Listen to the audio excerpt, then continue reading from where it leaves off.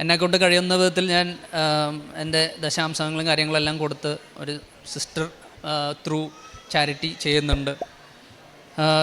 രോഗികളെ സന്ദർശിക്കാൻ എനിക്ക് കാര്യമായിട്ട് കഴിഞ്ഞിട്ടില്ല, അതിനുള്ള ധൈര്യം എനിക്കുണ്ടായിരുന്നില്ല. പക്ഷേ ഇതിന് ശേഷം ഞാൻ ആസ്റ്ററിൽ കണ്ട ആൾക്കാരോടൊക്കെ ചോദിക്കുകയെങ്കിലും ചേർന്ന് എന്താണ് ചേട്ടാ എല്ലാം ശരിയാവും എന്നുള്ള കാര്യങ്ങൾ ചിലരെ കണ്ട് പറഞ്ഞിട്ടുണ്ട്. അതിനുശേഷം ഞാൻ ഈ പത്രം കൊടുക്കാൻ പോയപ്പോൾ ഞാൻ ആസ്റ്ററിൽ ഹോസ്പിറ്റലിൽ നിന്നാണ് എനിക്ക് ഏറ്റവും കൂടുതൽ, അല്ലെങ്കിൽ അസുഖം മൂലമാണ് എനിക്ക് ഏറ്റവും കൂടുതൽ മാതാവിനെ വിളിക്കേണ്ടി വന്നത്. അപ്പോൾ ഞാൻ ഏറ്റവും കൂടുതൽ പത്രം കൊടുക്കാൻ ഉദ്ദേശിച്ചത് ഹോസ്പിറ്റലിലാണ്. ഞാൻ രാജഗിരി ഹോസ്പിറ്റലിൽ പോയി കൊടുത്തിട്ടുണ്ട്, ഞാൻ ആസ്റ്ററിൽ പോയി കൊടുത്തിട്ടുണ്ട്. ആസ്റ്ററിൽ പോയപ്പോൾ ഓപ്പറേഷൻ തിയേറ്ററിൻ്റെ മുമ്പിലാണ് ഞാൻ ഇത് കൊടുക്കുന്നത്.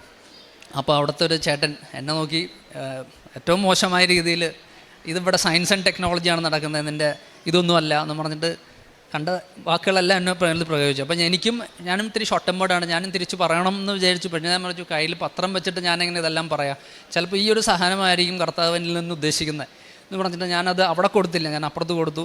പിന്നെയും 2 ദിവസം അവിടെ തന്നെ പോയിട്ട് ഞാൻ ആ പത്രം കൊടുക്കുകയുണ്ടായത്. അപ്പോൾ ചില കാര്യങ്ങളിൽ അച്ഛൻ പറയുന്ന കാര്യങ്ങൾ അതുപോലെ തന്നെ എനിക്ക് അനുഭവപ്പെട്ടിട്ടുണ്ട്. ചില കേസിൽ അച്ഛൻ പറയാറില്ലേ, എന്താണ് ആദ്യം തന്നെ മാതാവ് അനുഗ്രഹിച്ചാലും ചിലപ്പോൾ ആദ്യം തന്നെ എടുത്ത് കളയുന്നൊരു സ്റ്റേറ്റസ് ആയിരിക്കും, എന്നിട്ടായിരിക്കും നമുക്ക് hill give you that merit.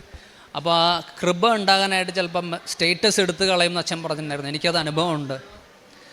അപ്പോൾ ഇതാണ് എൻ്റെ സാക്ഷ്യം.